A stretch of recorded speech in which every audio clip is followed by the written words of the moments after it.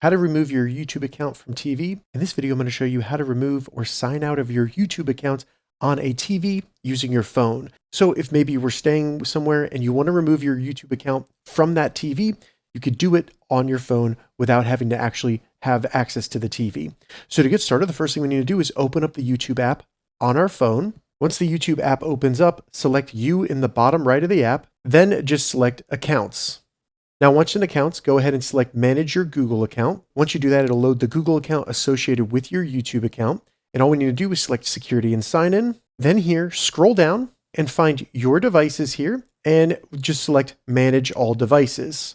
Once you get here, it'll show you all the devices currently logged into your Google account. It'll show you the device, it'll show you the location. So all you need to do is scroll down. You'll see the different devices and find anything that says YouTube on TV. You might be able to find it via the location. So if maybe you were in a different state, something like that, and simply select that device. Then once the device loads, simply select Sign Out and then confirm you do want to remove your Google account from this device. That is the same thing as your YouTube account. So select Sign Out. Once you do that, you will then have been logged out of that device and your YouTube account is removed from that TV.